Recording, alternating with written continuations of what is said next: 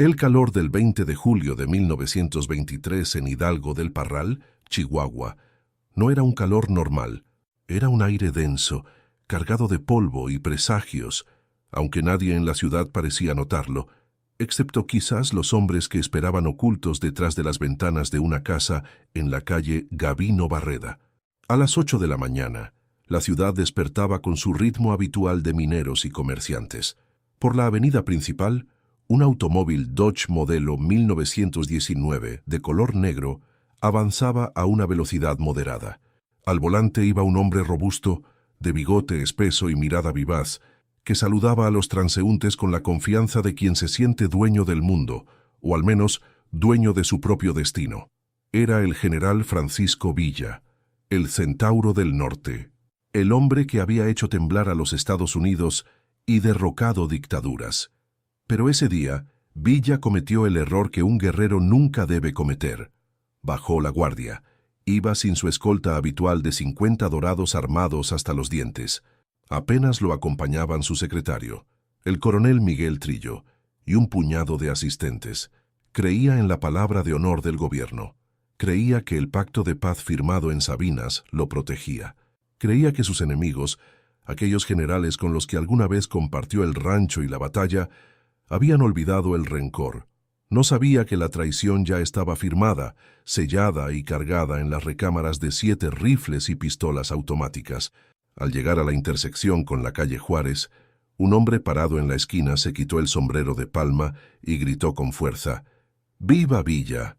Para los testigos, pareció un saludo de admiración, un homenaje al héroe revolucionario retirado. Para Villa, fue un último baño de ego. Pero para los asesinos agazapados en las sombras de la casa número 7, fue la señal de ejecución. El grito significaba: ahí viene, no hay error, mátenlo. Lo que siguió no fue un tiroteo, fue una carnicería industrial.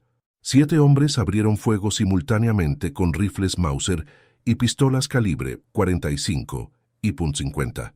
Usaban balas expansivas, munición prohibida en la guerra convencional, por el daño atroz que causa al tejido humano, diseñadas para destrozar, no solo para incapacitar. El automóvil Dodge se convirtió en una trampa de acero y cristal.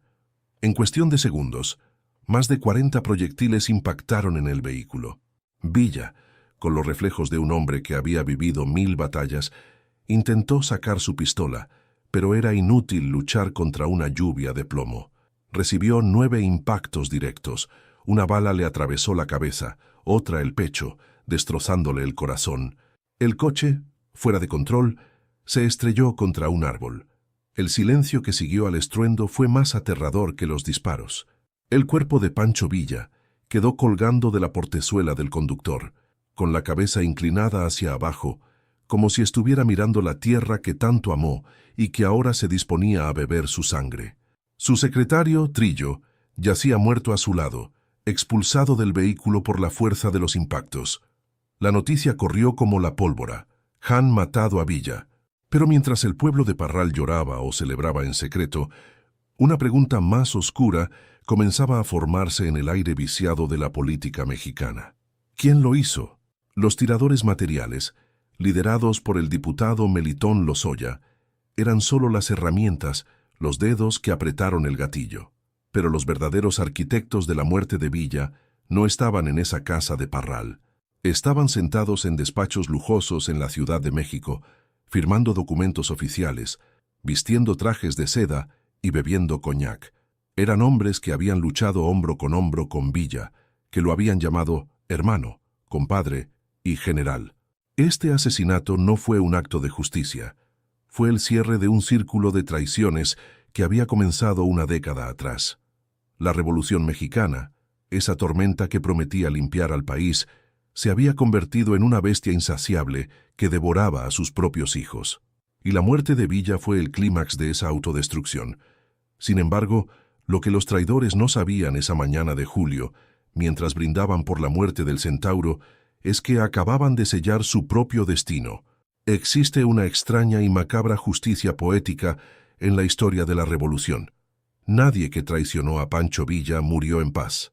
Parece una maldición de novela gótica, pero es un hecho histórico frío y duro. Miren la lista de los hombres que le dieron la espalda, que conspiraron contra él o que ordenaron su ejecución. Ninguno murió de viejo en su cama rodeado de nietos. Ninguno tuvo un final honorable. La sangre de Villa parecía tener una toxicidad retardada, como si al derramarla se hubiera liberado un veneno que perseguiría a sus enemigos a través de los años, cruzando fronteras y presidencias hasta cobrar la deuda. Para entender esta cadena de muertes, debemos entender primero la naturaleza de la lealtad en aquellos tiempos salvajes. Para Villa, la lealtad lo era todo. Era un hombre de extremos. Si eras su amigo, te daría la camisa de su espalda. Si lo traicionabas, no había lugar en la tierra donde pudieras esconderte. Y aunque Villa murió en 1923, su fantasma, o la inercia violenta que él representaba, siguió cazando. Esta no es solo la historia de cómo murió Pancho Villa, es la autopsia de una generación de generales malditos, hombres como Victoriano Huerta, el usurpador alcohólico, Tomás Urbina, el compadre codicioso, Venustiano Carranza, el viejo testarudo, Álvaro Obregón, el estratega invencible, y Plutarco Elías Calles, el jefe máximo. Todos ellos jugaron con fuego al cruzar al Centauro, y todos ellos terminaron quemados de formas que desafían la imaginación. Desde botellas de brandy envenenadas en una prisión de Texas hasta disparos a quemarropa en un restaurante de lujo en la Ciudad de México.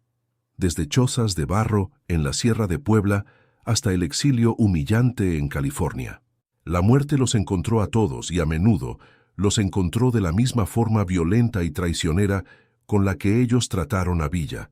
Hoy vamos a abrir los expedientes de estos hombres. Vamos a limpiar la sangre seca de las páginas de la historia para ver los detalles que los libros de texto suelen omitir. Vamos a ver cómo el karma revolucionario operó con una precisión brutal, porque en el México de principios del siglo XX la traición era la moneda de cambio, pero el precio siempre era la vida, y la cuenta de cobro de Pancho Villa estaba a punto de empezar a llegar, nombre por nombre, bala por bala. Todo comenzó mucho antes de Parral. Comenzó con el primer gran Judas, un hombre con lentes oscuros y una botella siempre en la mano, cuya traición no solo condenó a Villa, sino que hundió a todo un país en la oscuridad. Su nombre era Victoriano Huerta, y su final fue tan miserable como su vida. Si la traición tuviera un rostro, llevaría gafas oscuras y olería a coñac barato. Ese rostro pertenecía a Victoriano Huerta, un hombre a quien la historia recuerda con el apodo más vil posible, el Chacal. Pero antes de usurpar la presidencia y sumir a México en un baño de sangre, Huerta cometió un pecado original que sellaría su destino. Intentó matar a Pancho Villa cuando Villa era apenas un coronel leal que luchaba bajo sus órdenes. Corre el año 1912. La revolución parece haber triunfado con Francisco I. Madero en la presidencia. Sin embargo, en el norte estalla una rebelión liderada por Pascual Orozco. Madero, confiado y quizás ingenuo, envía a su mejor general, Victoriano Huerta, a sofocarla, y como refuerzo envía a las fuerzas irregulares de Pancho Villa. Fue el choque de dos mundos irreconciliables. Huerta era un producto de la academia militar, rígido, disciplinado, soberbio y profundamente alcohólico. Despreciaba a Villa, lo veía como un bandolero sucio, un campesino analfabeto que no sabía usar un tenedor y que olía a caballo. Villa, por el contrario, admiraba la técnica militar de Huerta, pero desconfiaba de sus ojos inexpresivos ocultos tras esos lentes negros perpetuos. La tensión estalló en la ciudad de Jiménez, Chihuahua. Huerta, celoso de la popularidad de Villa entre las tropas y buscando cualquier excusa para deshacerse de él, lo acusó de insubordinación por un robo de caballos insignificante. Fue una trampa administrativa. Sin juicio, sin defensa, Huerta ordenó que Pancho Villa fuera fusilado de inmediato. La escena es una de las más dramáticas y patéticas de la vida del Centauro. Villa, el hombre que más tarde se reiría de la muerte, se desmoronó, no por cobardía, sino por la injusticia y la incredulidad de ser traicionado por su propio comandante. Abrazado a un poste, con los ojos llenos de lágrimas, Villa suplicó por su vida ante el pelotón de fusilamiento. «¡No me maten!», gritaba. «¿Por qué me van a matar si yo soy leal?».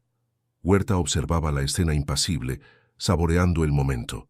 Estuvo a un segundo de lograrlo. Los soldados ya habían cargado sus Mausers, pero en el último instante, un telegrama urgente del presidente Madero o la intervención desesperada de los hermanos del presidente, las versiones varían, detuvieron la ejecución. Huerta, furioso, tuvo que perdonarle la vida, pero lo envió encadenado a la prisión de Tlatelolco en la Ciudad de México. Villa sobrevivió. Escapó de la prisión meses después, disfrazado y con la barba afeitada, y huyó a Estados Unidos, pero nunca olvidó. Huerta no solo había intentado matarlo, lo había humillado, lo había hecho llorar frente a sus hombres, y esa humillación se convirtió en el combustible que Villa usaría más tarde para destruir el ejército de Huerta en batallas legendarias como la de Zacatecas. La traición de Huerta no se detuvo en Villa. En 1913, durante la Decena Trágica, Huerta traicionó y asesinó al presidente Madero, el hombre que le había dado el poder. Se convirtió en dictador, instaurando un régimen de terror basado en el asesinato político y la leva forzosa. Parecía intocable. Bebía litros de coñac Génesi al día, despachaba asuntos de Estado en cantinas y se burlaba de sus enemigos. Pero la maldición de Villa es paciente. En 1914, la División del Norte de Villa, ahora un ejército imparable, destrozó la columna vertebral del régimen huertista. Huerta tuvo que huir del país, exiliándose primero en España y luego en Estados Unidos. Y aquí es donde su final comienza a volverse miserable, lejos del honor del campo de batalla. Huerta no murió peleando, murió en una celda de prisión en El Paso, Texas, a pocos metros de la frontera que ya no podía cruzar.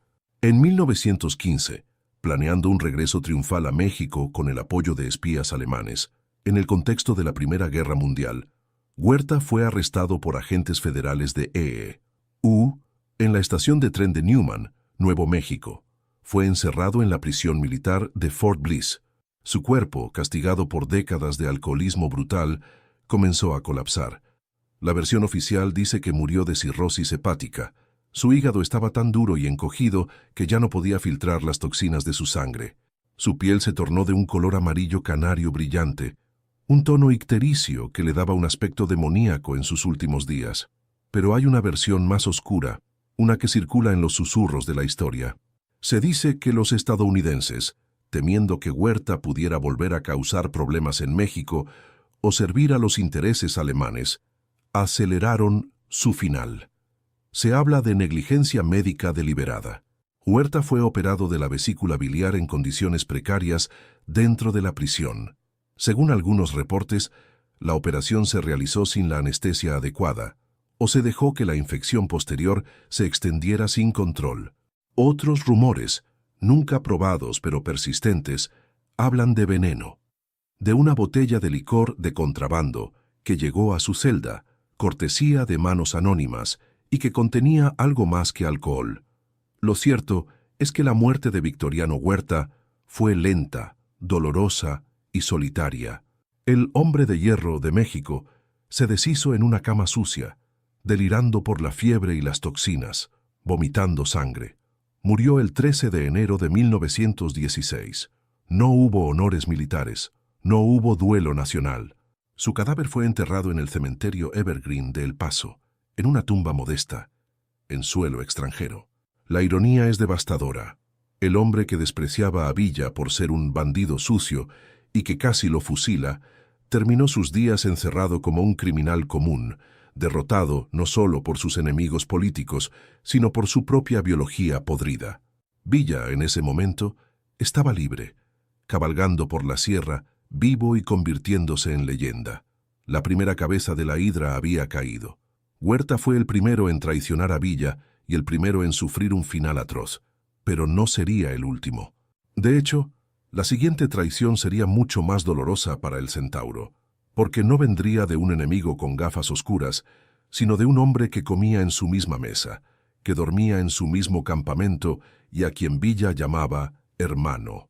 El siguiente en la lista negra del destino era Tomás Urbina, el Gileón de la Sierra, y su muerte demostraría que, cuando se trata de traición, Pancho Villa podía ser juez, jurado y verdugo, incluso con aquellos a quienes amaba. Pero antes de entrar en la Hacienda de las Nieves, para presenciar uno de los momentos más desgarradores de la revolución, tómate un segundo. Suscríbete al canal y activa la campana. Estamos desenterrando la historia real, esa que sangra y duele, y no queremos que te pierdas ni un solo episodio de esta crónica de traiciones. ¿Listo? Vamos a Durango. La traición de un enemigo como Huerta se espera. Es parte de la guerra. Pero la traición de un hermano te rompe el alma antes de quitarte la vida. Y Tomás Urbina no era solo un general para Pancho Villa, era su compadre. Se conocían desde antes de la revolución, cuando ambos eran bandoleros huyendo de la justicia en la sierra. Habían compartido el frío, el hambre, las mismas cobijas y, según la leyenda, hasta las mismas mujeres. Si Villa era el corazón de la División del Norte, Urbina era su brazo derecho. Pero el dinero es un ácido que corroe hasta los lazos de sangre más fuertes. Estamos en 1915. La estrella de Villa comienza a apagarse. Ha sufrido derrotas devastadoras en el Bajío contra Obregón. Su ejército, antes invencible, está en retirada, hambriento y sin municiones. Villa necesita desesperadamente recursos para reagruparse, y sabe exactamente dónde están esos recursos. Tomás Urbina los tiene. Urbina se había retirado a su fortaleza personal, la Hacienda de las Nieves, en el norte de Durango. Mientras los soldados villistas morían en las trincheras del sur, Urbina vivía como un rey feudal. Había acumulado un tesoro incalculable en monedas de oro, joyas y plata, producto de los saqueos y los impuestos revolucionarios. En lugar de enviar ese dinero al frente para comprar balas, se dedicó a organizar fiestas, beber alcohol y fortificar su mansión. Cuando Villa se enteró de que su compadre estaba enfermo y retirado en su palacio mientras la División del Norte se desmoronaba, sintió una furia fría, pero también una profunda tristeza. Sabía lo que tenía que hacer, pero una parte de él rezaba para que fuera mentira. Villa marchó hacia las Nieves con una escolta de sus hombres más leales, incluyendo a su ejecutor favorito, Rodolfo Fierro, conocido como el Carnicero. Llegaron a la hacienda al amanecer. No fue una visita de cortesía, fue un asalto. La guardia de Urbina intentó resistir. Hubo un tiroteo breve pero intenso. Las balas repiquetearon contra los muros de adobe de la hacienda. Finalmente, la superioridad de Villa se impuso y lograron entrar. Lo que encontraron dentro confirmó las peores sospechas. Tomás Urbina estaba en su cama, supuestamente convaleciente, pero rodeado de un lujo obsceno para tiempos de guerra. Debajo de los pisos, detrás de las paredes falsas y en baúles escondidos, los hombres de Villa comenzaron a sacar costales de oro. Era el dinero de la revolución, el dinero que podría haber salvado vidas en Celaya. El encuentro entre los dos compadres fue una escena de tensión insoportable. Villa, cubierto del polvo del camino, miraba al hombre con el que había compartido todo. Urbina, dándose cuenta de que su suerte se había acabado, intentó apelar a la vieja amistad. «Compadre, no me haga esto», le decía. «Todo esto es para la causa, lo estaba guardando para usted». Villa, un hombre que rara vez dudaba, vaciló. Las crónicas dicen que lloró. Hubo una discusión a gritos que duró horas. Urbina le recordaba los viejos tiempos, las veces que se habían salvado la vida mutuamente. Por un momento, pareció que Villa lo perdonaría. Le permitió a Urbina salir de la hacienda en un coche, supuestamente para ir a curarse a otro lado, dejándole la vida a cambio del oro. Pero Rodolfo Fierro, el hombre sin alma, veía las cosas con más claridad. Se acercó a Villa y le susurró la verdad brutal. «General, si lo deja ir, volverá contra usted. Un traidor perdonado es el peor enemigo». Villa, con el rostro endurecido por el dolor, asintió levemente. No dijo nada, pero Fierro entendió la orden. La caravana de Urbina avanzó por el camino polvoriento. A unas pocas millas de la hacienda, Fierro y su escolta los alcanzaron. Detuvieron el coche. Urbina, al ver a Fierro, comprendió. No hubo juicio. Fierro lo bajó del vehículo. La muerte de Tomás Urbina no fue heroica. Fue sucia y dolorosa. Fierro le disparó, pero no para matarlo al instante, Según algunas versiones macabras, Fierro jugaba con él, prolongando la agonía, recriminándole su traición con cada bala. Urbina murió en el barro, desangrado, mirando el cielo de Durango que una vez gobernó junto a su hermano Pancho. Cuando Villa llegó al lugar y vio el cuerpo de su compadre tirado como un perro atropellado, no se bajó de su caballo. Miró hacia otro lado. Había recuperado el oro, pero había perdido algo fundamental. Al matar a Urbina, Villa mató la inocencia de su propio levantamiento. Ya no eran bandoleros románticos luchando contra la tiranía. Eran lobos comiéndose unos a otros. La maldición se había cobrado su segunda víctima. Urbina había amado el oro más que a su lealtad, y el oro se convirtió en su lápida, pero la lista de traidores apenas comenzaba.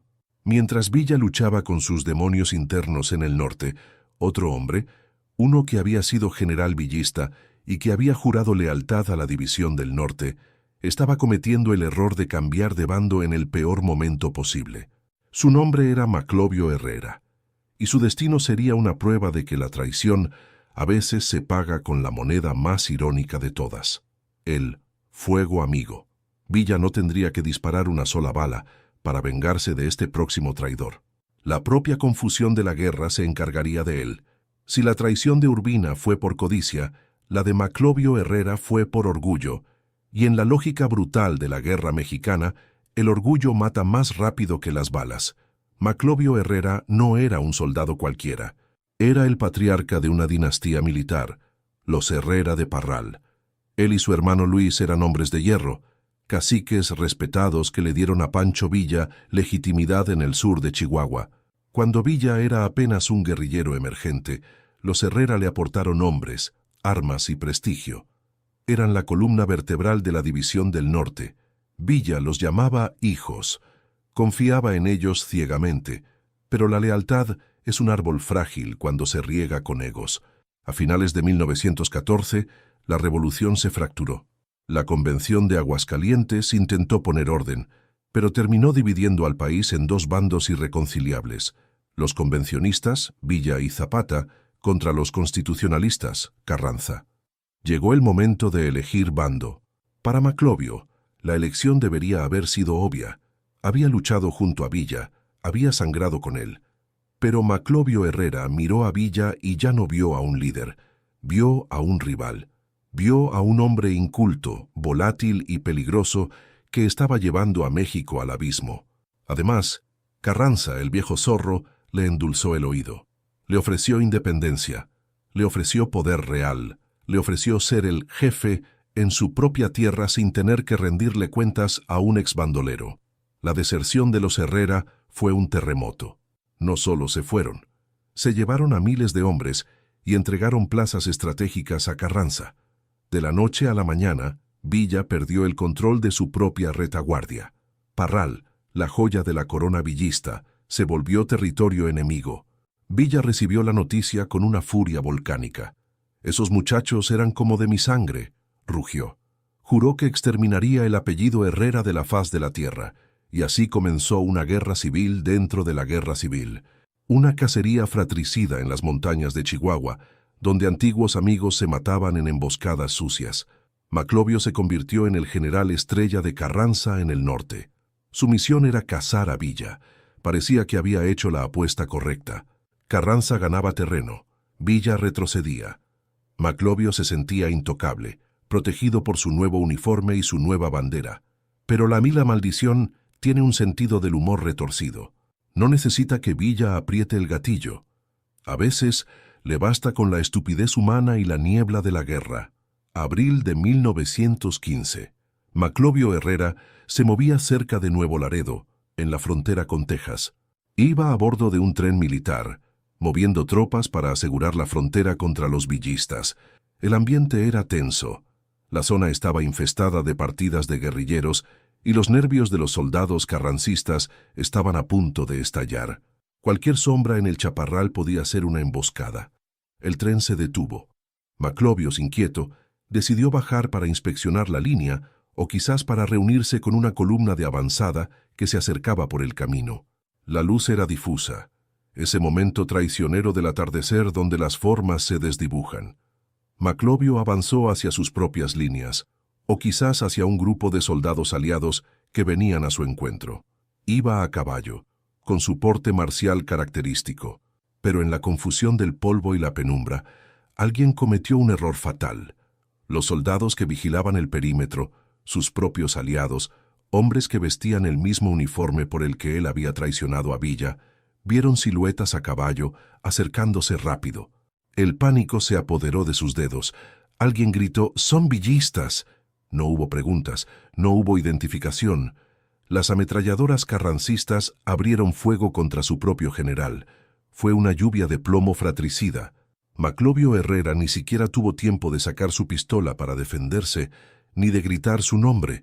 Cayó acribillado por las balas que se suponía debían protegerlo. Murió en el polvo de Nuevo Laredo, no a manos del monstruo Villa, sino devorado por la maquinaria de Carranza, a la que se había vendido. Cuando sus soldados se acercaron al cuerpo y vieron el rostro de su general muerto, el silencio debió ser sepulcral. Habían matado a su mejor hombre. La noticia llegó a oídos de Villa poco después. Cuentan que el centauro no celebró, solo asintió con esa mirada fatalista que tenía. «El que a dos amos sirve, con uno queda mal», dicen que murmuró. O quizás algo más oscuro. La tierra no quiere a los traidores, ni siquiera la tierra que ellos pisan. La muerte de Maclovio fue absurda, estúpida y carente de gloria. No murió en una carga heroica de caballería. Murió por un error de cálculo, confundido con el enemigo, borrado por el fuego amigo. Fue como si el destino le hubiera quitado su identidad como castigo por haber renunciado a su lealtad original. Pero si la muerte de Maclovio fue rápida y accidental, la del siguiente hombre en nuestra lista sería todo lo contrario. Nos acercamos ahora a la figura central de la traición política, el hombre que orquestó todo desde su silla presidencial, el intelectual frío, que movió las piezas para destruir a Villa, pero que nunca imaginó que él mismo terminaría corriendo por su vida en las montañas, solo, enfermo y traicionado por sus propios protegidos. Hablamos de Venustiano Carranza, el primer jefe, el hombre que se creía el padre de la patria y terminó muriendo como un perro en una choza de barro. Su final es tan impactante que necesitamos dividirlo en dos partes para entender cómo la maldición desmontó, pieza por pieza, al hombre más poderoso de México. Si Victoriano Huerta era la brutalidad alcohólica y Tomás Urbina la codicia simple, Venustiano Carranza representaba algo mucho más peligroso: la soberbia intelectual. Era un hombre alto, de complexión aristocrática, con una barba blanca larga y cuidada que le valió el apodo despectivo de «barbas de chivo» entre los villistas. Llevaba gafas oscuras, no para ocultar una borrachera como Huerta, sino para ocultar sus intenciones. Carranza nunca disparó un rifle en combate, no cargaba a caballo contra las ametralladoras. Él peleaba desde un escritorio de caoba, enviando telegramas y moviendo ejércitos como piezas de ajedrez desechables. Y su pieza más poderosa, y la que decidió sacrificar con más frialdad, fue Pancho Villa. La relación entre ambos fue venenosa desde el principio. Villa ganó las batallas más sangrientas de la Revolución, como la toma de Torreón y la legendaria batalla de Zacatecas, pero Carranza se llevaba el crédito político. Mientras Villa sangraba en el campo, Carranza redactaba decretos y se autoproclamaba primer jefe del ejército constitucionalista. La traición de Carranza fue lenta y burocrática, lo que la hace aún más despreciable. En 1914, temiendo que la popularidad de Villa lo eclipsara, Carranza comenzó a sabotearlo deliberadamente.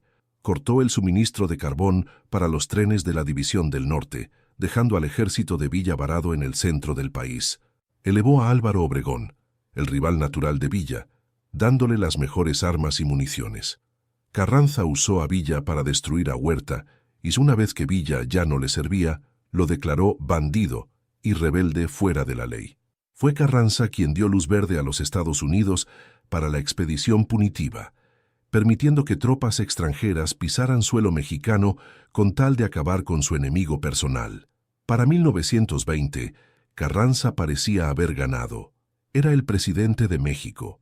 Villa estaba derrotado, escondido en la sierra, reducido a una guerrilla menor. Carranza se sentía intocable, un rey filósofo que había pacificado al país con mano de hierro. Pero la maldición de la traición tiene una regla de oro. El que traiciona una vez, traicionará siempre. Y Carranza cometió el error fatal de traicionar a sus propios aliados. Se acercaban las elecciones presidenciales. Todos esperaban que el sucesor natural fuera Álvaro Obregón, el general manco que había ganado la guerra para Carranza.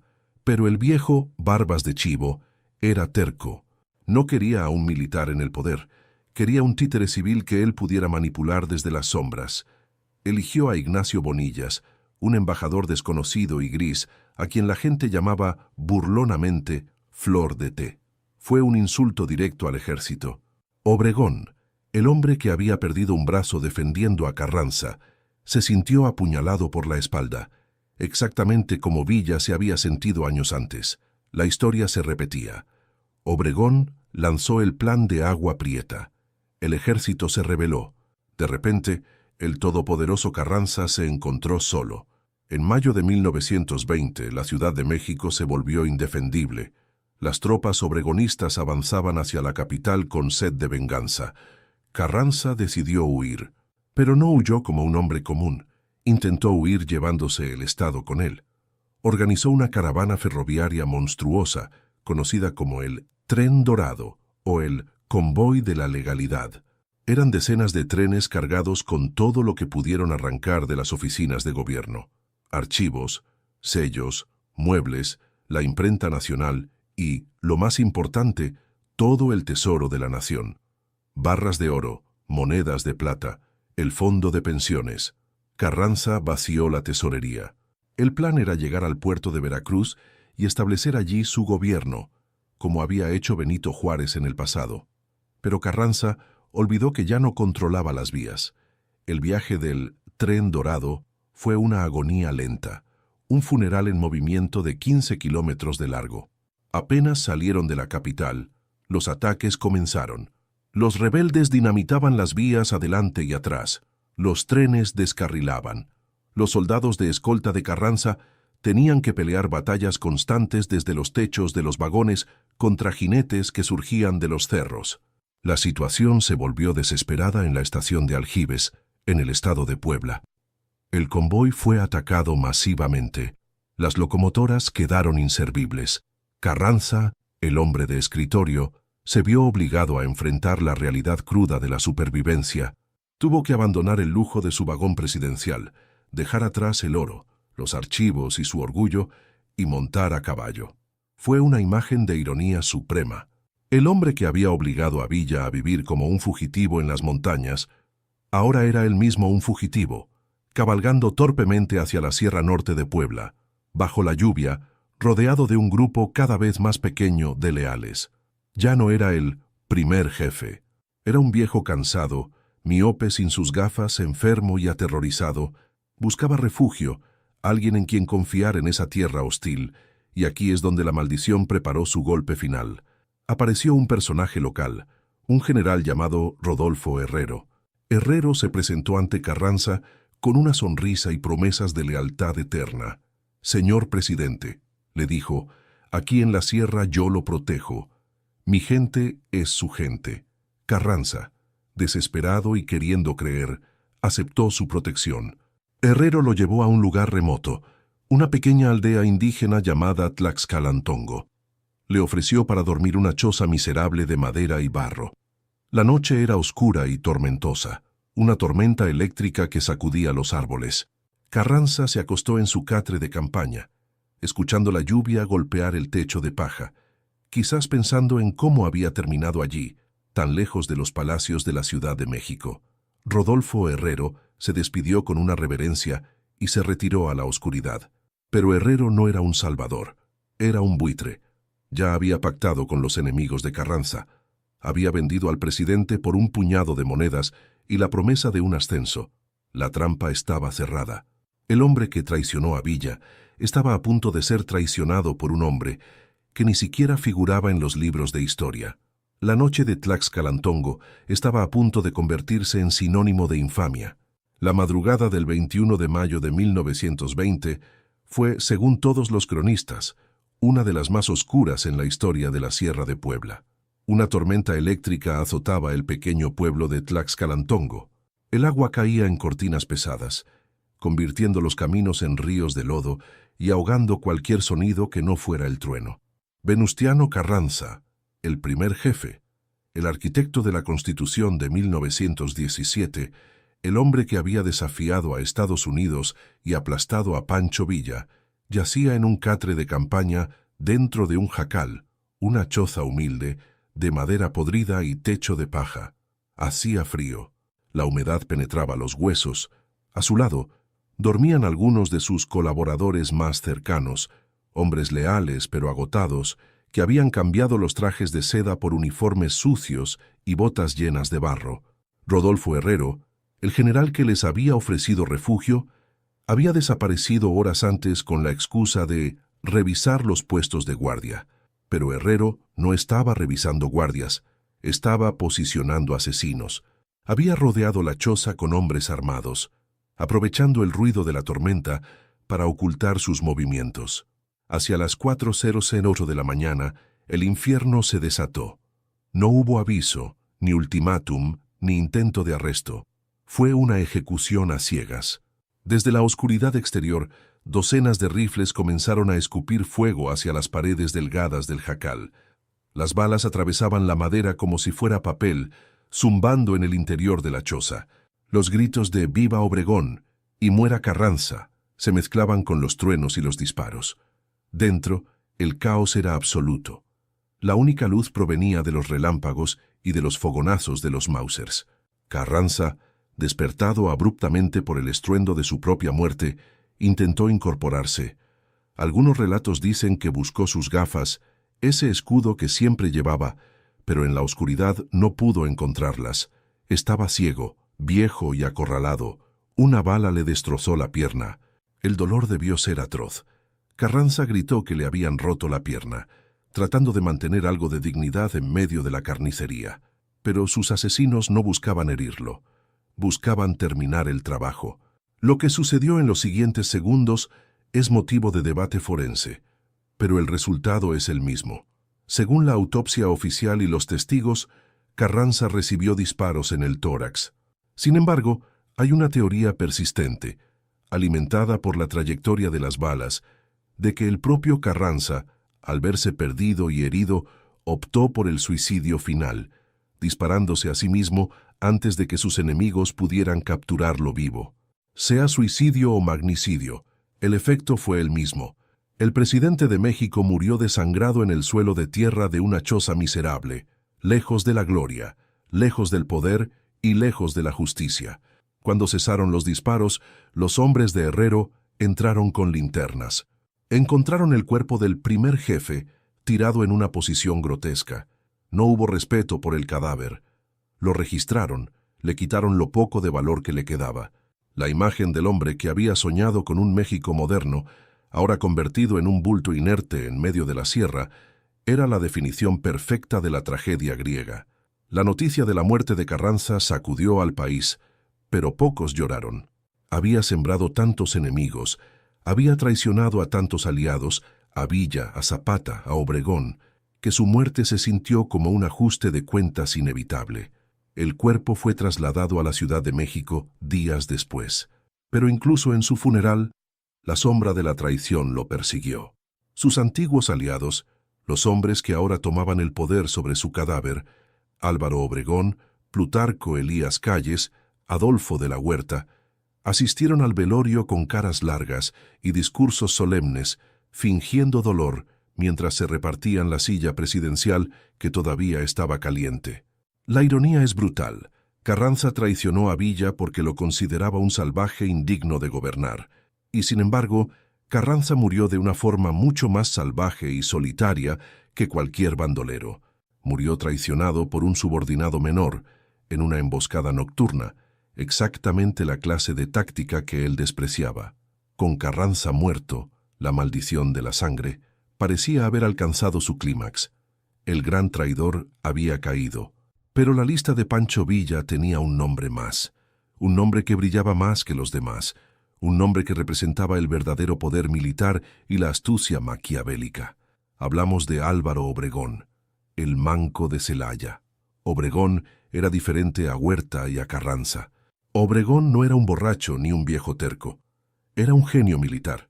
Era el único hombre que había derrotado a Villa en el campo de batalla, destrozando a la División del Norte en 1915 con tácticas modernas de trincheras y alambre de púas. Obregón le había ganado la guerra a Villa y tras la muerte de Carranza, se convirtió en el amo absoluto de México. Parecía invencible. Tenía el ejército, tenía el apoyo popular, tenía la inteligencia y tenía el cinismo necesario para sobrevivir. Se reía de la muerte. Después de todo, había perdido un brazo por una granada en Celaya y había sobrevivido a un intento de suicidio. La pistola no disparó cuando creyó que moría de esa herida. Se sentía elegido por el destino, pero la maldición de Villa es paciente. Obregón cometió el error de creer que podía engañar a la historia dos veces. No solo traicionó a Villa en el campo de batalla, se sospecha que fue él quien dio la orden final, el visto bueno definitivo, para el asesinato de Villa en Parral en 1923, porque temía que el Centauro pudiera levantarse en armas nuevamente. Obregón sobrevivió a Villa por 5 años. 5 años de poder absoluto, 5 años de gloria, pero la cuenta regresiva había comenzado, y su final no llegaría en una sierra oscura, sino a plena luz del día, en medio de música, comida y aplausos, en un escenario tan grotesco que parece sacado de una película de terror.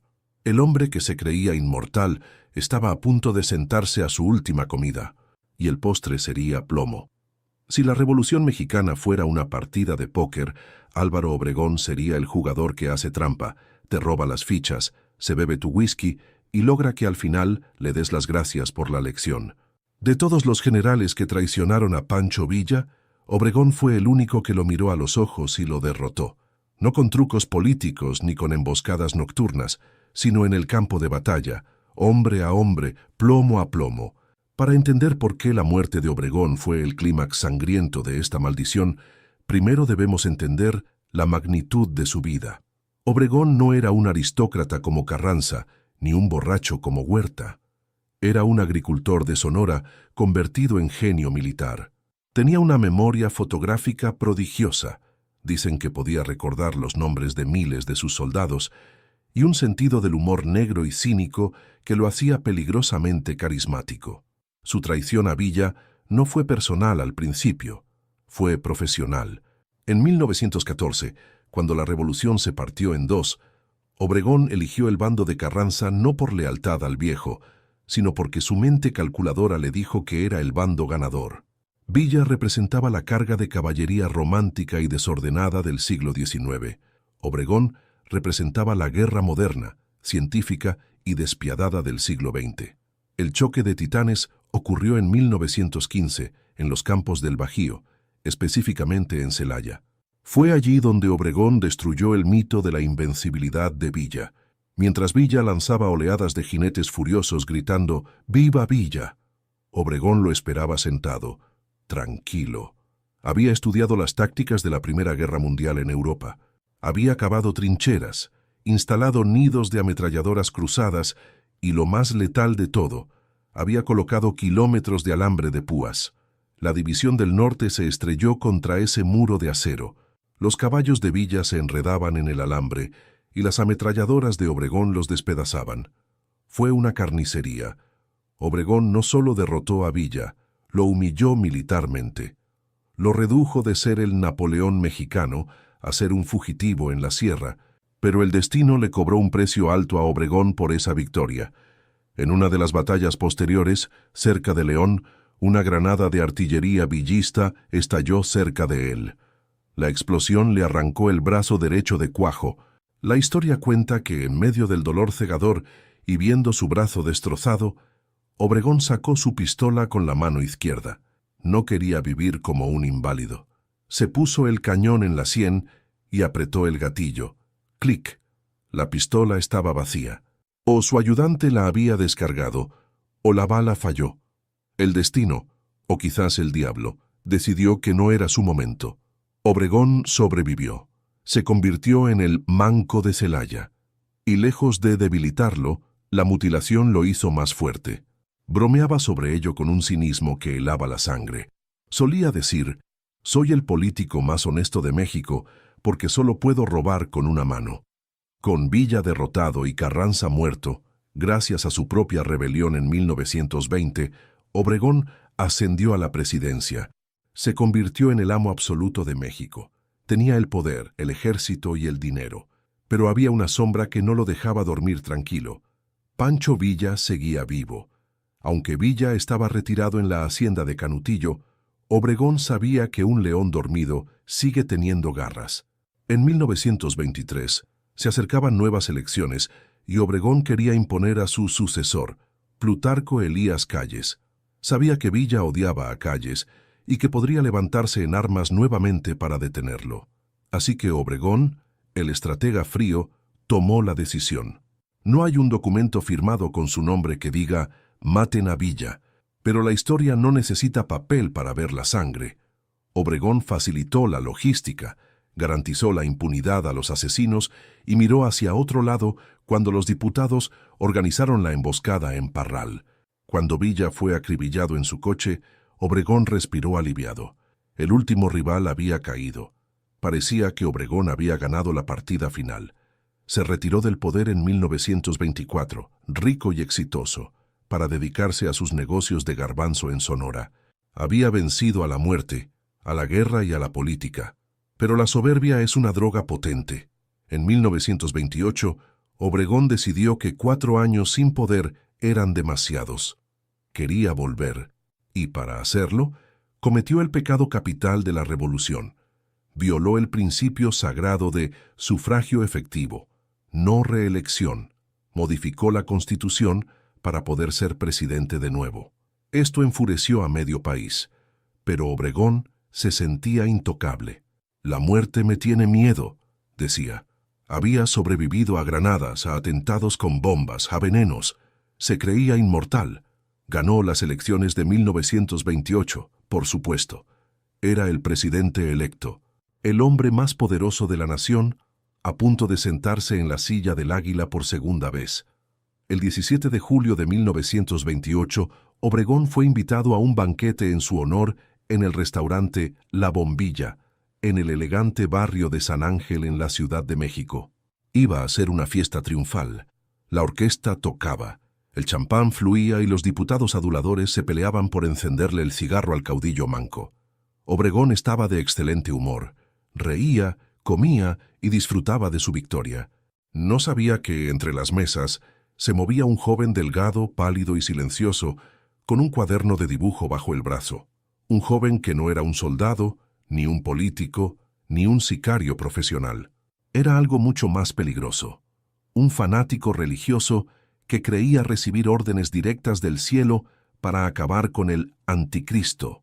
La seguridad de Obregón, confiada y relajada, dejó pasar Ali dibujante para que se acercara a la mesa de honor. Pensaron que quería hacerle una caricatura al presidente electo. Fue el último error que cometieron. La maldición de Villa, que había esperado 5 años, estaba a punto de manifestarse de la forma más extraña posible. No con un cañón, sino con un lápiz y una pistola oculta. El manco invencible estaba a punto de descubrir que nadie, absolutamente nadie, escapa de la cuenta final. Era el 17 de julio de 1928. El restaurante La Bombilla, ubicado en el bucólico barrio de San Ángel, al sur de la Ciudad de México, bullía de actividad. Los meseros corrían con bandejas de cabrito al horno y copas de champaña. La orquesta típica del maestro Alfonso Esparza Oteo tocaba la canción favorita del general, El Limoncito. En la mesa de honor, Álvaro Obregón reía a carcajadas. Estaba en la cima del mundo. Acababa de ser reelegido presidente. Sus enemigos políticos estaban muertos o exiliados. Se sentía, literalmente, el dueño de México. A su lado se sentaban sus amigos y diputados, hombres que reían sus chistes y le llenaban la copa, celebrando el retorno del caudillo. Nadie prestó atención al hombre delgado, pálido y de aspecto inofensivo, que deambulaba entre las mesas con un cuaderno de dibujo bajo el brazo. Parecía un artista callejero, buscando ganarse unas monedas haciendo caricaturas de los comensales. Su nombre era José de León Toral. No era un sicario contratado, ni un militar rival. Era un fanático religioso, un soldado de Dios en la sangrienta guerra cristera que desgarraba al país. Para Toral, Obregón no era un héroe, era la bestia del Apocalipsis, el perseguidor de la Iglesia. Y Dios le había encargado una misión. Toral se acercó primero a la mesa de los diputados. Hizo algunos bocetos rápidos. Los hombres se rieron de las caricaturas, relajados por el alcohol y la seguridad de estar con el hombre más protegido del país. Nadie lo registró. Nadie vio la pistola Star calibre .32 que ocultaba bajo el chaleco. Lentamente, como un fantasma en medio de la fiesta, Toral se dirigió a la mesa principal. Obregón estaba comiendo. Se sentía tan seguro que su escolta personal estaba dispersa por el salón, distraída o comiendo en otras mesas. Cuando Toral se paró detrás de él, el general Manco ni siquiera se alarmó. Alguien le dijo: «General, este muchacho le ha hecho un dibujo». Obregón giró la cabeza hacia la izquierda, sonriendo, esperando ver una caricatura graciosa de sí mismo. En ese momento, sus ojos se encontraron con los de Toral. No vio arte, vio el vacío. Toral sacó la pistola. No hubo gritos, ni advertencias. Puso el cañón casi pegado a la cara del general y apretó el gatillo. El primer disparo sonó seco, como un corcho de champaña, confundido por un segundo con la música de la orquesta. La bala entró por el ojo de Obregón. Pero Toral no se detuvo. Disparó 5 veces más en rápida sucesión. Las balas destrozaron el rostro y el tórax del hombre que había sobrevivido a cargas de caballería y bombardeos de artillería. El invencible cayó de bruces sobre su plato. La sangre manchó el mantel blanco y se mezcló con la comida. La orquesta dejó de tocar de golpe. El silencio que siguió duró una fracción de segundo, antes de ser roto por el caos absoluto. «Han matado al general, han matado a Obregón». Los diputados y la escolta se lanzaron sobre Toral. Lo golpearon con una furia salvaje. Le rompieron la culata de sus pistolas en la cabeza. Lo patearon en el suelo, gritando que lo matarían allí mismo. Toral, ensangrentado y semiconsciente, solo murmuraba: «¡Viva Cristo Rey!». Solo la intervención de un oficial con mente fría evitó que lo lincharan. Necesitaban saber quién lo había enviado. Mientras la turba despedazaba al asesino en el suelo, Álvaro Obregón yacía muerto sobre la mesa. El hombre que había traicionado a Villa, que había ordenado su muerte para asegurar su propio poder, había muerto de la forma más irónica posible. Indefenso, con la boca llena, traicionado por la falsa seguridad de su propia soberbia. Villa había muerto en una emboscada militar en la calle, como un guerrero. Obregón murió en un banquete, como un César decadente. La autopsia revelaría después un detalle macabro que ha alimentado las teorías de conspiración durante un siglo. El cuerpo de Obregón presentaba orificios de bala de diferentes calibres. La versión oficial dice que solo Toral disparó. Pero la leyenda negra y la lógica de la maldición sugiere que en el caos del restaurante, otros tiradores ocultos, quizás enviados por sus propios amigos, políticos que querían asegurar su muerte, también abrieron fuego. ¿Fue un solo fanático o fue una ejecución grupal disfrazada, tal como le hicieron a Villa en Parral? Nunca lo sabremos con certeza. Lo que sí sabemos es que con la muerte de Obregón, la silla presidencial quedó vacía de nuevo, y solo quedaba un hombre en pie para ocuparla. Un hombre que había estado en las sombras, observando, esperando su turno, el último traidor de la lista, Plutarco Elías Calles, el jefe máximo. Calles era el cerebro detrás de la persecución religiosa que motivó a Toral. Calles era el enemigo jurado de Villa. Y ahora, con Obregón muerto, su único rival y jefe, Calles se convertía en el dueño absoluto de México. Parecía que él había ganado el Juego de Tronos. Parecía que la maldición no lo había tocado. Pero la venganza de la historia no siempre viene en forma de una bala. A veces, viene en forma de algo mucho más doloroso para un hombre obsesionado con el control: la irrelevancia y la humillación pública. Calles no moriría sangrando en el suelo, pero su final sería una agonía lenta de vergüenza. La maldición de Villa tenía reservada una última broma cruel para el hombre que se creía el titiritero de la nación. Con Álvaro Obregón muerto sobre un mantel ensangrentado en La Bombilla, la lista de los grandes traidores parecía haberse reducido a un solo nombre. El último superviviente, el hombre de hierro, Plutarco Elías Calles. Calles no era un guerrero carismático como Villa ni un genio militar como Obregón. Era un maestro de la burocracia, un organizador frío y despiadado. Odiaba a Pancho Villa con una intensidad visceral. Para Calles, Villa representaba el caos, el salvajismo, todo lo que él quería borrar de México para construir un Estado moderno y obediente. Se sospecha que Calles fue el cerebro intelectual detrás de la logística política que permitió el asesinato de Villa en Parral. Él fue quien aseguró que nadie investigara demasiado, quien protegió a los asesinos. Durante los siguientes años, Calles construyó algo que ningún otro general había logrado: un sistema perfecto. Creó el maximato. Ya no necesitaba ser presidente para mandar. Él ponía y quitaba presidentes títeres a su antojo. Vivía en una mansión en la colonia Anzures, frente al castillo de Chapultepec, y la gente decía con miedo: aquí vive el presidente, pero el que manda vive enfrente. Era el jefe máximo de la revolución. Se sentía un dios azteca moderno, intocable, eterno. Creyó que había vencido a la maldición. Huerta, Carranza, Obregón, todos habían muerto violentamente. Él seguía vivo, rico y poderoso. Pero la maldición de Pancho Villa es creativa. Sabía que una bala sería demasiado rápida, demasiado heroica para un hombre como Calles. Para destruir a un ególatra, no necesitas matarlo, necesitas humillarlo. Necesitas quitarle el poder y dejarlo desnudo frente al mundo. El error de Calles fue el mismo que el de todos los tiranos: subestimar a los callados. En 1934 decidió poner en la presidencia a otro títere, un general joven y michoacano llamado Lázaro Cárdenas. Cárdenas tenía fama de ser leal, tranquilo, casi dócil.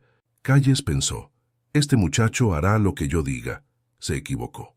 Apenas Cárdenas tomó el poder, comenzó a cortar los hilos. Empezó a apoyar a los sindicatos, a los campesinos, a los sectores que Calles despreciaba. Calles, furioso, intentó conspirar para derrocarlo, tal como había hecho con tantos otros en el pasado, pero no se dio cuenta de que el país había cambiado. Ya nadie quería al jefe máximo, Oz. Cárdenas, con una astucia maestra, se ganó la lealtad del ejército y del pueblo en secreto. La noche del 9 de abril de 1936, la trampa se cerró. Pero no fue una emboscada con ametralladoras en la sierra, fue algo mucho más vergonzoso para un general. Calles estaba en su cama, en su residencia de la Ciudad de México. Tenía fiebre, estaba leyendo una novela de detectives, descansando en pijama y pantuflas. Se sentía seguro en su fortaleza. De repente, irrumpieron en su habitación sus propios protegidos. El general Rafael Navarro entró acompañado de soldados armados. Calles, indignado, preguntó qué significaba ese atrevimiento. Navarro, temblando pero firme, le dijo: «General, tiene usted que acompañarnos. Es una orden del presidente Cárdenas». Calles no podía creerlo. «¿Cárdenas? ¿Ese muchacho?». Intentó resistirse Omar, intentó llamar a sus aliados, pero nadie contestó el teléfono. Sus amigos habían desaparecido, sus generales leales habían cambiado de bando. El hombre más poderoso de México estaba completamente solo, enfermo y acorralado en su propia habitación. No le dieron tiempo ni de vestirse con dignidad. Lo sacaron de su casa casi a rastras. Lo subieron a un avión militar en el aeropuerto de la Ciudad de México, junto con un puñado de sus colaboradores más corruptos. El destino no era el paredón de fusilamiento, era el destierro. Lo volaron a Los Ángeles, California. Cuando aterrizó, los periodistas estadounidenses estaban allí esperando para fotografiar al dictador caído, y la imagen que capturaron fue la destrucción total de su mito. Plutarco Elías Calles, el hombre de hierro, bajó del avión pálido, ojeroso, mal vestido, humillado. No parecía un general. Parecía un anciano confundido que había perdido el autobús. Cárdenas no lo convirtió en mártir, lo convirtió en un fantasma. Al expulsarlo del país, le quitó su oxígeno. Calles pasó años en el exilio. viendo desde lejos cómo México avanzaba sin él, cómo su nombre era borrado de los edificios, cómo su poder se evaporaba como el agua en el desierto. Regresó a México años después, en 1941, pero ya era un cadáver político.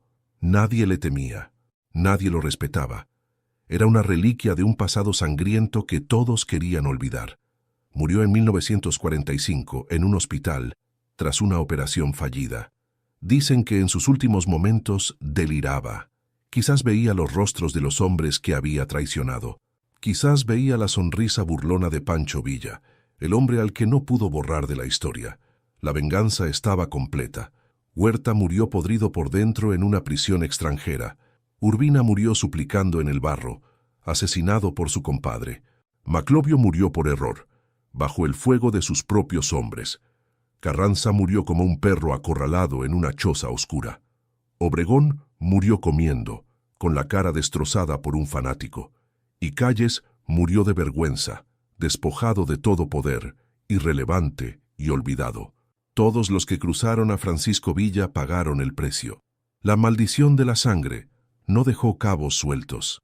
La revolución devoró a sus hijos bastardos y dejó en pie, paradójicamente, solo el recuerdo del hombre al que todos intentaron matar. Pero, ¿qué significa todo esto? ¿Fue realmente una maldición sobrenatural o simplemente la consecuencia inevitable de vivir por la espada? Al final de este camino de cadáveres queda una última reflexión sobre quién ganó realmente esta guerra, porque mientras los cuerpos de los generales traidores se pudren en criptas frías o tumbas olvidadas, el nombre de su víctima sigue gritándose en las plazas. Vamos a cerrar esta historia yendo al único lugar donde la verdad descansa: la tumba vacía. Si caminas hoy por el centro de la Ciudad de México, te encontrarás con una estructura colosal de piedra y cobre. El Monumento a la Revolución. Es un mausoleo imponente, frío y solemne. En sus criptas subterráneas descansan los restos de los hombres que forjaron el México moderno. Y aquí yace la ironía final, la broma macabra que la historia le jugó a todos estos protagonistas. Dentro de esas columnas, en un espacio cerrado y silencioso, están las urnas de Venustiano Carranza, Plutarco Elías Calles, Francisco I, Madero y Lázaro Cárdenas. Y en 1976, el gobierno decidió trasladar allí también los restos de Pancho Villa. Piénsenlo por un segundo. Los hombres que se odiaron, que se traicionaron, que se mandaron matar unos a otros, ahora están condenados a dormir juntos por toda la eternidad bajo el mismo techo. Carranza tiene que compartir su tumba con el hombre al que llamó bandido. Calles tiene que reposar junto al hombre cuya muerte orquestó. Es como si el destino los hubiera encerrado en una habitación cerrada para siempre, obligados a contemplar la futilidad de sus traiciones. Pero hay un detalle que rompe esta simetría sepulcral. Hay algo en la tumba de Villa que la hace diferente a las demás. Cuando abrieron su cripta original en Parral para trasladar sus huesos a la capital, confirmaron el secreto a voces más perturbador de la leyenda. Al esqueleto del centauro le faltaba la cabeza. 3 años después de su asesinato, en 1926, alguien profanó la tumba de Villa en el cementerio de Parral. En medio de la noche, rompieron el ataúd y decapitaron el cadáver. La cabeza de Pancho Villa nunca apareció. ¿Quién se la llevó? Las teorías son tan oscuras como fascinantes. Algunos dicen que fue un mercenario estadounidense, Emil Holndal, pagado por un coleccionista excéntrico de Chicago que quería el cráneo del hombre que invadió Estados Unidos. Otros dicen que fue un encargo de Obregón y Calles, quienes querían una prueba física de que su enemigo estaba realmente muerto y, de paso, evitar que su tumba se convirtiera en un lugar de peregrinación para los rebeldes. O quizás simplemente querían infligirle una última humillación, negarle la paz completa incluso en la muerte. Pero si el objetivo era borrar a Villa, el efecto fue exactamente el contrario. Al robarle la cabeza, le dieron el estatus de santo pagano. Al intentar destruir su cuerpo, liberaron su espíritu. Hoy, miremos el marcador final de esta guerra sangrienta. Venustiano Carranza es recordado en los libros de texto como un estadista aburrido, el hombre de la Constitución, pero nadie brinda por él en las cantinas. No hay canciones populares que celebren su barba blanca ni su astucia política. Su legado es de papel y tinta. Álvaro Obregón, el genio militar invencible, es recordado por su brazo perdido y su muerte grotesca en un restaurante. Su nombre está en avenidas y presas, pero su figura inspira más respeto frío que amor. Plutarco Elías Calles, el arquitecto del poder, es visto hoy como el padre de un sistema político que muchos llegaron a odiar. Su final en el exilio y en pijama le quitó el aura de grandeza. ¿Y Pancho Villa? El perdedor, el bandido, el hombre traicionado por todos, él ganó la inmortalidad. Villa no vive en los monumentos de piedra, vive en la sangre de la cultura popular.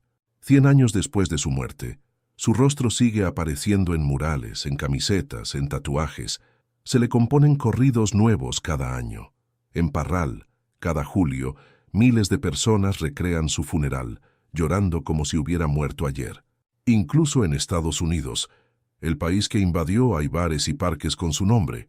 La maldición de la sangre, que persiguió a sus traidores, nos enseña una lección brutal sobre la naturaleza del poder.